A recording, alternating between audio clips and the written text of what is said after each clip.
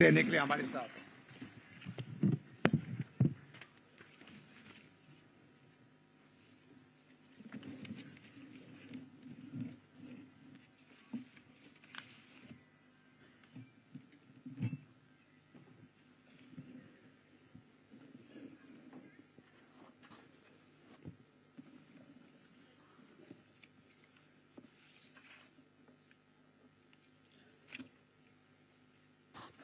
बोलिए भारत माता की।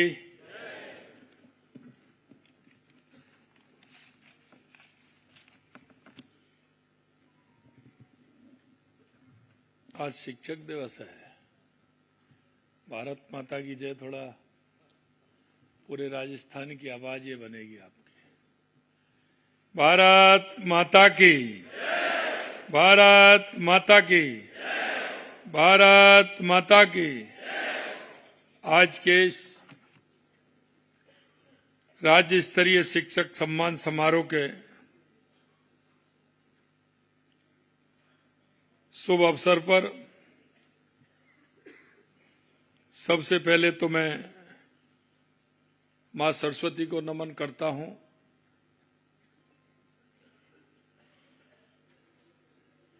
और देश के एक महान व्यक्तित्व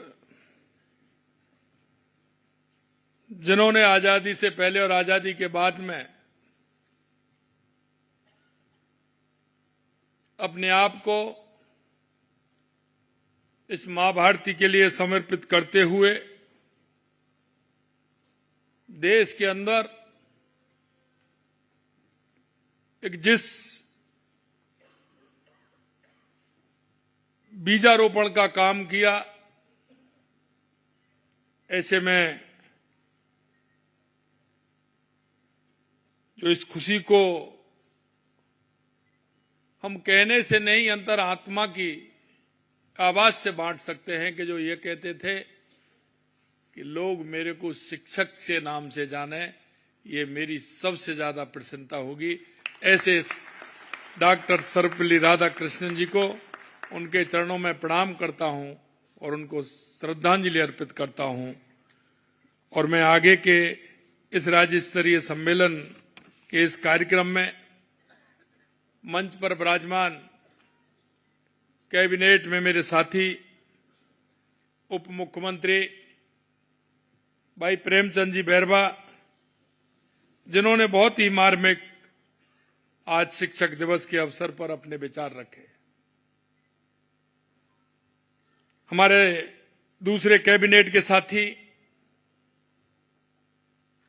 शिक्षा मंत्री सम्मानीय मदन दिलावर जी, जो मन से शिक्षा के क्षेत्र में बदलाव लाना चाहते हैं, लगातार शिक्षा मंत्री बनने के बाद वो बहुत ही गति से काम कर रहे हैं। ऐसे माननीय हमारे शिक्षा मंत्री मदन दिलावर जी, शासन सचिव स्कूल शिक्षा एवं पुस्तकालय विभाग कृष्ण कुणाल जी, आयुक्त mid day meal बिस्मोन Sharma ji, राज्य परियोजना निदेशक आयुक्त राजस्थान स्कूल शिक्षा परिषद अनुपमा जोरवाल जी, संयुक्त शासन सचिव शिक्षा मनीष गोयल जी, निदेशक माध्यमिक एवं प्रारंभिक शिक्षा सीताराम जाट जी, निदेशक राजस्थान राज्य शैक्षिक अनुसंधान एवं प्रशिक्षण परिषद श्वेता फगड़िया जी, और हमारे बीच में हमारे सेवा भारती से आए सम्मानीय मूलचंद जी भाई साहब, माननीय करण सिंह जी जो किसान संघ से आए हैं, और मेरे सामने बैठे वो सभी शिक्षक जो आज मेरा सौभाग्य है कि उनको सम्मान करने का अवसर मुझे मिला है।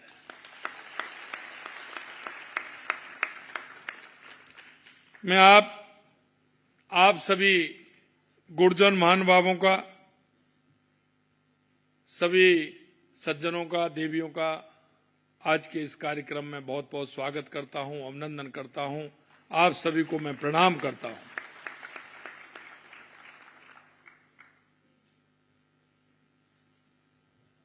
आज शिक्षक दिवस के इस पावन अवसर पर राज्य स्तरीय शिक्षक सम्मान समारोह आप सभी के बीच में मैं उपस्थित होकर अपने आप को गौरवान्वित महसूस कर रहा हूं। यह दिन केवल एक उत्सव नहीं बल्कि उन शिक्षकों के प्रति कृतज्ञता का दिन है जो समाज का भविष्य गढ़ते हैं। मेरे प्यारे भाई बहनों, में शिक्षा का वास्तविक उद्देश्य केवल जानकारियां जुटाना नहीं बल्कि व्यक्ति का संपूर्ण विकास करना है। शिक्षा मनुष्य और समाज का निर्माण करने वाली शक्ति है और आज मैं कह सकता हूं उस शक्ति के भाग आप सभी मेरे सामने बैठे हो।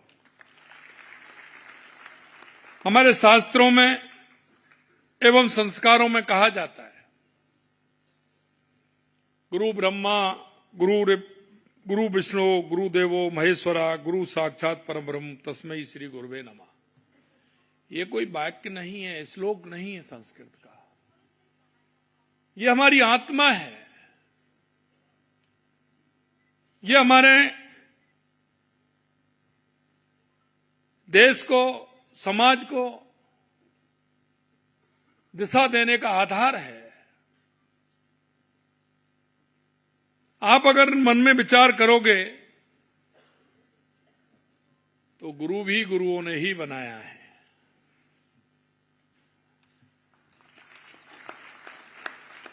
गुरुओं को भी गुरुओं का आशीर्वाद रहा है और ये हमारी परंपरा है।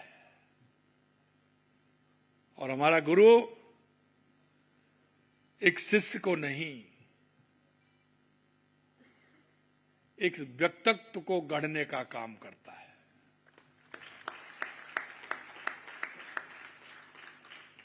गुरु की स्थिति उस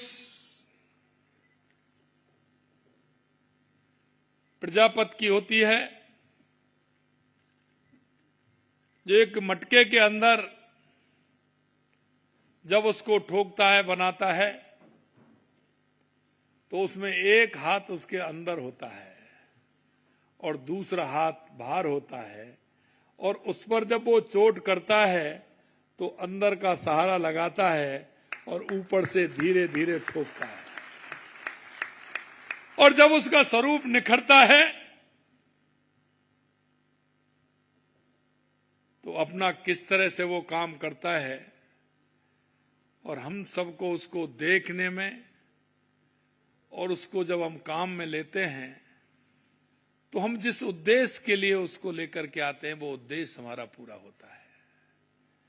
मैं आप सभी गुरुजनों को यही कहना चाहता हूं कि हमारी ये भारतीय संस्कृति में गुरु शिष्य परंपरा हजारों वर्ष से ज्ञान प्रकाश फैलाती आई है, और आप किस तरह से उस शिष्य को एक मजबूत, एक विचार, एक संस्कार देने का काम करते हैं। मैं कह सकता हूं कि इस राष्ट्र को मजबूत बनाने में, समाज को दिशा देने में, समाज का उत्थान करने में अगर सबसे पहले किसी का योगदान है तो वो हमारे गुरुओं का योगदान है, हमारे गुरुओं का योगदान।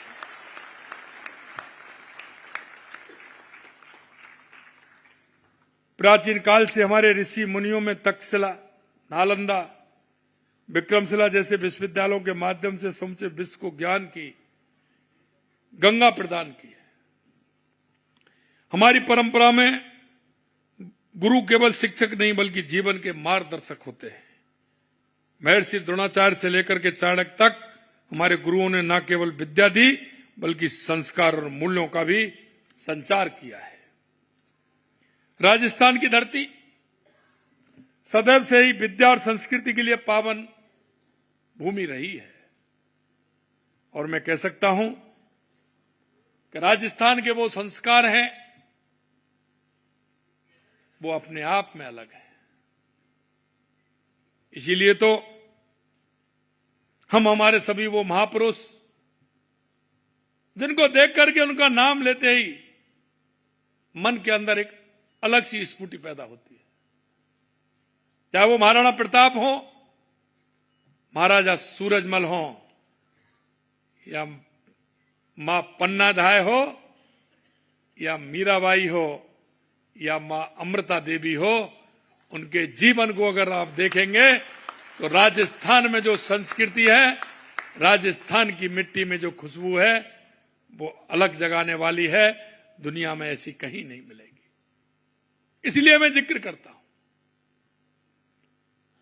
कभी कभी हमारे मन में कई तरह के विचार आते हैं, लेकिन गुरुदेवो,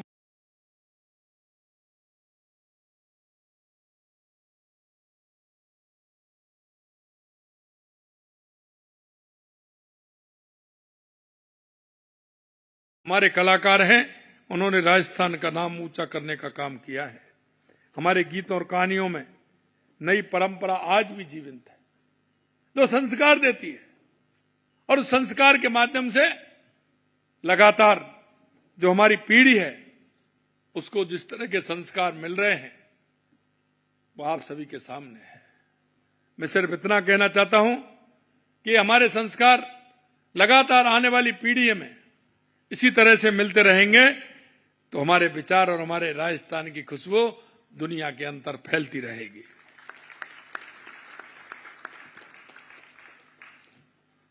क्योंकि आप देखते हैं, प्रेमचंद जी कह रहे थे, पहली गुरु मां होती है, पिता परिवार होता है, लेकिन परिवार के बाद कौन होता है? परिवार के बाद कौन होता है? हमारा गुरु होता है। और गुरु जब बच्चे में चरित्र निर्माण के संस्कार बोने का काम करता है, तो वो जीवन भर काम आते हैं। मैं एक बात और कहना चाहता हूं, क्योंकि मैं देखता हूं गुरुओं के मन में एक भाव पैदा होता है। प्राइमरी सेक्शन, मिडिल सेक्शन, माध्यमिक सेक्शन, उसके बाद कॉलेज शिक्षा। मैं इतना कहना चाहता हूं, सबसे बड़ा योगदान हमारे प्राइमरी और मिडिल के जो हमारे गुरुजन हैं, माध्यमिक शिक्षा तक जो हमारे गुरुजन हैं, चरित्र निर्माण में सबसे बड़ा योगदान है तुम्हारे उन गुरुओं का। क्योंकि जो कच्चा घड़ा होता है, उसमें जिस तरह का हम बनाना चाहते हैं, वो उस तरह का बनता है। मैं आपसे इतना ही अनुरोध करना चाहता हूं, इस राष्ट्र की प्रगति, देश की प्रगति, प्रदेश की प्रगति, जिले की प्रगति, मेरे गांव की प्रगति, अगर वो किसी के हाथ में है, तो हमारे गुरुओं के हाथ में है। उसको ठीक प्रकार से सजोने का काम करेंगे। मैं देखता हूं हमारी माता बहनों का योगदान भी बहुत अनुकूल है, बहुत बड़ा योगदान है।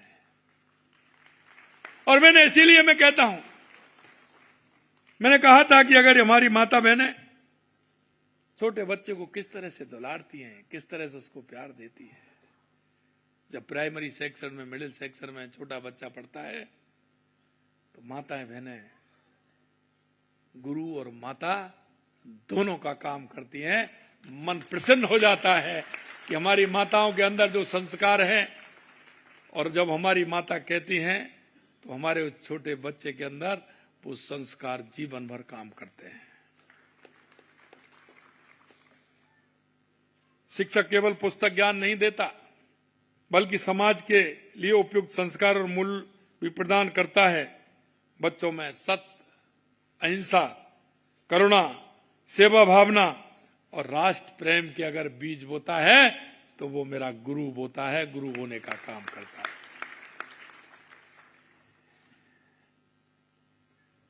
आप केवल गणित के फार्मूले या इतिहास की तारीखें नहीं सिखाते हैं, आप जीवन का सबसे बड़ा पाठ पढ़ाते हैं। जब आप एक छोटे बच्चे को, छोटी सी बात कहना चाहता हूं, छोटे से बच्चे को धन्यवाद कहना सिखाते हो, तो आप उसमें विनम्रता के बीज बोते हो। धन्यवाद बहुत छोटा शब्द है, लेकिन धन्यवाद कहना हमको कैसे आता है? हम अगर उसको प्रयोग में लेते हैं, उसको अगर बच्चे को सिखाते हैं, तो वो कितना मन प्रसन्न करता है। अगर सामने वाले को किसी काम के होने के बाद अगर हम उसको प्रणाम करके धन्यवाद देते हैं, तो उस व्यक्ति के मन में वो उसके प्रति सम्मान प्रकट करता है। आप सिखाते हैं असफलता कोई अंत नहीं बल्कि एक नई शुरुआत होती है। आप सिखाते हैं कि ईमानदारी सबसे बड़ा धन है। आप सिखाते हैं दूसरों की सेवा सच्ची पूजा है। मैं आपसे इतना ही कहना चाहता हूं कि आप परिवार के अलावा अगर बच्चे में संस्कार देने का काम करते हैं और वो ऐसे संस्कार होते हैं कि वो जीवन भर याद करने वाले होते हैं। और गुरु का सम्मान तो वो होता है जब अपने आप के सामने अपने शिष्य को कहीं ना कहीं अपने से बड़ा देखता है तो गुरु के सपने पूरे हो जाते हैं। मैं आपको इतना ही कहना चाहता हूं कि राष्ट्र के निर्माण में हम हमारी सहभागिता, क्योंकि जिस गुरु ने हमको और आपको भी पढ़ाया है उनके भी सपने यही थे। और हमको ये भी नहीं भूलना चाहिए कि हम भी किसी न किसी गुरु की कृपा से अपने स्थान पर आए हैं। मित्रों, आज गर्व से कह सकता हूं कि हमारी सरकार ने शिक्षा के क्षेत्र में महत्वपूर्ण बदलाव किए हैं और हम करने वाले हैं, क्योंकि हम उस काम को करते हैं जिससे प्रदेश की प्रगति हो, राष्ट्र की प्रगति हो, हमारा प्रदेश मजबूत हो और हमारा राष्ट्र मजबूत हो, हमारा जिला मजबूत हो, हमारी तहसील मजबूत हो, हमारा गांव मजबूत हो। शिक्षा विभाग में 20,000 से अधिक नियुक्ति दी गई है और 18,000 से अधिक शिक्षकों के पदों के लिए विज्ञापन जारी किए जा चुके हैं। 33,217 कार्मिकों को पदोन्नत किया गया है। ये इस बात का प्रमाण है कि हम शिक्षा की गुणवत्ता के लिए प्रतिबद्ध हैं। हमने शिक्षा को डिजिटल बनाने में भी महत्वपूर्ण कदम उठाए हैं। राज्य के 4,000 से अधिक विद्यालयों में 8,000 से अधिक स्मार्ट क्लासरूम स्थापित किए हैं। 88,800 मेधावी विद्यार्थियों को इंटरनेट कनेक्शन समेत निःशुल्क टैबलेट वितरित करने का काम किया है। ई पाठशाला व्हाट्सएप चैनल के माध्यम से विषय विशेषज्ञ शिक्षकों की ऑनलाइन लाइव क्लास उपलब्ध कराई जा रही है। हमने वर्ष 2024-25 में माध्यमिक शिक्षा विभाग द्वारा 139 करोड़ रुपए और प्रारंभिक शिक्षा विभाग द्वारा 24 करोड़ रुपए से अधिक की छात्रवृत्ति वितरित की गई है। मुख्यमंत्री अनुप्रत कोचिंग योजना के तहत 174 करोड़ रुपए व्यय किए हैं। मेरिट छात्रवृत्ति योजना के अंतर्गत 4 करोड़ रुपए की छात्रवृत्ति दी गई है। गार्गी पुरस्कार योजना में 175 करोड़ रुपए की राशि वितरित की गई है। कालीबाई उच्च शिक्षा स्कूटी योजना और देवनारायण, हमें कुछ नर्सिंग में कुछ नर्स भी चाहिए, कुछ मेल भी चाहिए, उनको भी आवश्यकता है। हमारे कई इलेक्ट्रीशियन की आवश्यकता है, कई इंजीनियर की आवश्यकता है। जब मैं कोरिया और जापान की यात्रा पर था तो उन्होंने मेरे से ये बात कही। मैंने उनसे सिर्फ एक सवाल किया था कि मैं देने को तो तैयार हैं हम, लेकिन हम सिंगल नहीं देंगे, हम डबल देंगे। डबल देंगे। आप अगर हमारी बहन जो हमारी नर्स है उसको आप लेंगे तो उनके साथ में हम इलेक्ट्रीशियन हो चाहे कोई दूसरी ग्रेड में काम करने वाले हमारे भाई हों उनको भी देंगे। तो हमने कहा उनसे कि आपके यहां आते हैं तो आप अपनी परीक्षाएं लेते हैं। हमने उनसे एक ही सवाल किया कि आप भाषाई स्कूल हमारे यहां खोलिए जयपुर के अंदर, आप अपनी पढ़ाई भी यहां कराइए, आप उनको सुनिश्चित करिए, पेपर भी लीजिए और वहां से उनको लेकर के जाइए। आप ये नहीं कि आप यहां लेकर के आ जाएं और हमारे बच्चों को वापस भेज दें, वो हम नहीं करेंगे। तो आपको मैं कहना चाहता हूं, हमारे केंद्रीय शिक्षा मंत्री जी के सहयोग से और माननीय प्रधानमंत्री जी के आशीर्वाद से हमें वो लैंग्वेज स्कूल भी प्रारंभ करने जा रहे हैं, जो बाहर जाने वाले का यहीं पेपर होगा यहां ही सिलेक्शन होगा और उसके बाद उनको बाहर ले जाने का काम करेंगे। लगातार हम स्किल डेवलपमेंट के माध्यम से भी हमारी सरकार काम कर रही है। हमारे राजस्थान में जितने भी उद्योग हमारे यहां लग रहे हैं, हमने उसमें कहा है कि हम 3 महीने का स्किल डेवलपमेंट का एक कोर्स करेंगे, सर्टिफिकेट देंगे और उनके माध्यम से चाहे हमारा सोलर हो, चाहे हमारा पर्यटन क्षेत्र में हो, चाहे हमारे खनिज के क्षेत्र में हो, चाहे औद्योगिक क्षेत्र में हो, हम हमारे उन स्किल डेवलपमेंट करा के हमारे युवाओं को उसमें 3 महीने का कोर्स करा के उनको देने का काम करेंगे, जिससे हमारे युवाओं को रोजगार मिले और उस रोजगार के माध्यम से वो आगे बढ़ सके। मैं एक बात और आपसे कहना चाहता हूं कि हमने ये भी कहा है कि अपने स्वयं के काम के लिए अगर कोई भी विद्यार्थी अगर आता है तो सरकार उसका पूर्ण रूप से सहयोग करेगी। प्रधानमंत्री स्वनिधि योजना में, विश्वकर्मा योजना में उसको रोजगार के अवसर प्रदान किए जाएंगे और वो अपना प्रोजेक्ट बना के अगर वो करेगा तो हम सस्ती ब्याज पर उसको लोन देने का भी काम हम करेंगे, जिससे वो अपना काम प्रारंभ कर ले। आपसे सिर्फ मेरा इतना निवेदन है, हम जब पढ़ते थे तो एक पीरियड भी होता था, कई हमारे साथी होंगे, उद्योग का पीरियड चलता था, उस समय चलता था, कुछ को नहीं पता होगा, जो हमारे साथी होंगे उनको पता होगा कि उद्योग का पीरियड चलता था उस समय। उसमें स्किल का ही ज्ञान दिया जाता था, उसमें उस बच्चे की हॉबी किस क्षेत्र में है इसका आंकलन भी किया जाता था। उस आंकलन के आधार पर उसको शिक्षक उसको उसी रुचि के आधार पर आगे बढ़ाने का काम करते थे। और जैसे ही जब वो 8th क्लास पास करता था, अभी तो हायर सेकेंडरी में लेते हैं, सीनियर में लेते हैं विषय, पहले 9th में ही लेते थे, 9th में लेना पड़ता था, आर्ट्स लेनी है, कॉमर्स लेनी है, साइंस लेनी है, क्या लेना है, किस में जाना है, एग्रीकल्चर लेना है, आपको क्या लेना है, तो उसके घर वाले तय नहीं करते थे।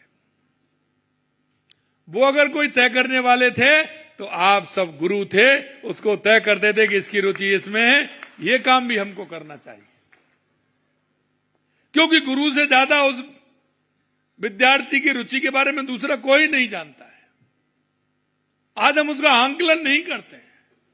मैं माननीय शिक्षा मंत्री जी से कहना चाहूंगा कि ये भी एक उसमें डालें कि बच्चे की रुचि किसमें है, चाहे वो हमारा प्राइवेट स्कूल हो या हमारा सरकारी स्कूल हो, उस बच्चे की रैंकिंग होनी चाहिए जिससे उस बच्चे की रुचि का मालूम पड़े। उसको हमें कहां डालना है, उसको रोजगार उन्मुखी कैसे बना सकते हैं, उसको आगे कैसे बढ़ा सकते हैं, इस क्षेत्र में हमें काम करना है। महान वैज्ञानिक एपीजे अब्दुल कलाम साहब ने कहा था कि एक अच्छी पुस्तक 1000 दोस्तों के बराबर होती है, लेकिन एक अच्छा दोस्त एक लाइब्रेरी के बराबर होता है। लेकिन मैं एक दूसरी बात कहता हूं, लेकिन मैं कहता हूं कि एक अच्छा शिक्षक 1000 लाइब्रेरी के बराबर होता है। आप केवल ज्ञान के भंडार नहीं हैं, आप स्वप्न जगाने वाले हैं।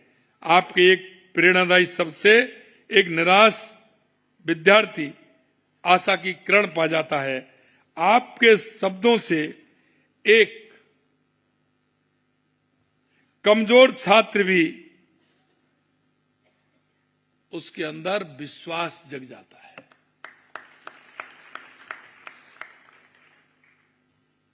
मैं आज सभी गुरुजनों को, आज मैं आपके इस कार्यक्रम में आपको आश्वासन देता हूं कि राज्य सरकार आपके साथ है। हमने शिक्षा के क्षेत्र में अनेक सुधार किए हैं और लगातार कर रहे हैं। शिक्षकों के कल्याण, उनके सम्मान और उनकी बेहतर कार्यदशाओं के लिए हमारी सरकार प्रतिबद्ध है। हमारा मानना है कि जब तक शिक्षक सम्मानित महसूस नहीं करता, तब तक शिक्षा का विकास नहीं हो सकता। आज का ये कार्यक्रम केवल एक दिन का कार्यक्रम नहीं है, ये हमारी नीति है। मैं सभी शिक्षकों को आभार व्यक्त करता हूं, आपने मुझ में भी, क्योंकि आज मैं भी हूं और मंच पर बैठे हमारे सभी साथी हैं, वो आपकी वजह से है। हर व्यक्ति के जीवन में गुरु का बहुत बड़ा योगदान होता है और ये हमें भूलना नहीं चाहिए। और इसीलिए गुरु का स्थान बहुत बड़ा होता है।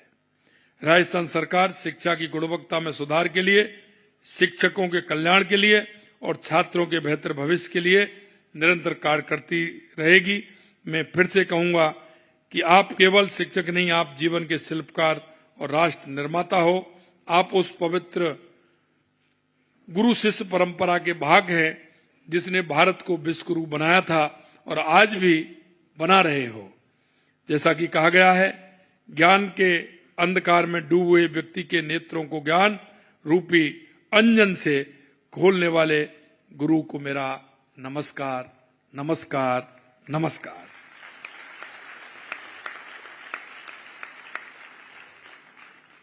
अंत में मैं इतना कहूंगा कि हम इस राष्ट्र के प्रहरी हैं, हम इस राष्ट्र के नागरिक हैं, प्रदेश के नागरिक हैं। हमारी केंद्र और राज्य की दोनों सरकारों की गरीब कल्याण से लेकर के बहुत सारी योजनाएं हमारी चल रही हैं। देश के यशस्वी प्रधानमंत्री नरेंद्र मोदी जी के नेतृत्व में 2014 के बाद देश के अंदर आपने परिवर्तन देखा होगा, आप महसूस भी कर रहे होंगे। चाहे हमारे गरीब कल्याण की योजनाएं हो, चाहे हमारे विकास की योजनाएं हो, देश के अंदर आतंकवाद और नक्सलवाद का खात्मा हो, चाहे दुनिया में बढ़ता हुआ भारत का गौरव हो, ये आप सभी देख रहे हैं और महसूस भी कर रहे हैं। इसलिए हम सभी का दायित्व बनता है कि जो भी हमारी केंद्र और राज्य सरकार की योजनाएं हैं, उन योजनाओं का लाभ जो अंतिम पंक्ति में जो व्यक्ति खड़ा है, जिसको आवश्यकता है हमारी योजनाओं की, उस योजना के माध्यम से उस अंतिम पंक्ति में खड़े हुए व्यक्ति का जीवन स्तर कैसे ऊपर उठे। हम पंडित दीनदयाल उपाध्याय जी के अंत्योदय से लेकर के डॉक्टर भीमराव अंबेडकर जी के अंत्योदय से लेकर के हम सबको इस बात को देखना चाहिए, क्योंकि पंडित दीनदयाल उपाध्याय जी ने एकात्म मानववाद की रचना की है। उन्होंने कहा है कि जब तक वो अंतिम पंक्ति में खड़ा हुआ व्यक्ति है उसका भला नहीं होगा, जब तक हमारे राष्ट्र का भला नहीं हो सकता है। इस राष्ट्र के भले के योगदान में चाहे हमारा युवा हो, हमारी माता बहनें हो, हमारा किसान हो, हमारा मजदूर हो, जब इनका उत्थान होगा तो हमारा राष्ट्र का उत्थान होगा, हमारे देश विकसित होगा, हमारा प्रदेश विकसित होगा।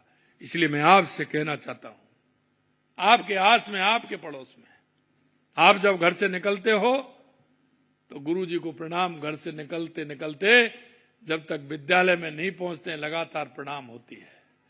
आप जब निकलते हैं तो वो जानते हैं कि हमारे गुरु हैं, पढ़ाने जा रहे हैं, तो सबके सिर झुक जाते हैं। यह बहुत बड़ा सम्मान होता है। और इसलिए मैं आज आपसे कहना चाहता हूं, हमारा दायित्व यह भी है कि हम ऐसे लोगों को समाज के अंदर देखें, पहचानें।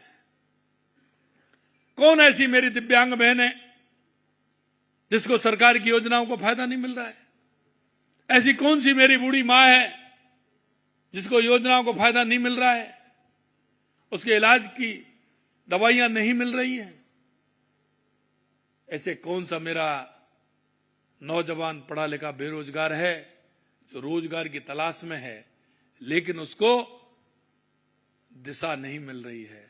हे मेरे गुरुदेवो, मैं इतना ही कहना चाहता हूं, जिस दिन वो किसी पद पर जाएगा, आपका वो छात्र, उस दिन आपको इतना याद करेगा कि जीवन में उसको कुछ नहीं दिखेगा, सिर्फ आप दिखेंगे। इसलिए मैं कहना चाहता हूं, ऐसे जो हमारे नौजवान हैं उनको दिशा देने का काम करें, उनको रोजगार उन्मुखी भी बनाएं और हमारे देश का ऐसा उसको अच्छा नागरिक बनाने में पूरा योगदान दें। अगर हम ये करेंगे किसी भाई और बहन के लिए, तो वो जीवन भर याद रखता है और उसमें हमारे राष्ट्र का भला भी होता है और हमारे राष्ट्र के लोगों का भी भला होता है। अंत में इतना ही कहूंगा, आप राष्ट्र की आत्मा हो और जब आत्मा पूरी तरह से मन के विचार को, जीवन के विचार को लेकर के चलती है, तो वो व्यक्ति का भला नहीं, वो राष्ट्र का भला करती है। इस आशा और विश्वास के साथ आप सभी को मैं पुनः प्रणाम करता हूं, आपका वंदन करता हूं, अभिनंदन करता हूं। जय हिंद, जय भारत, जय राजस्थान।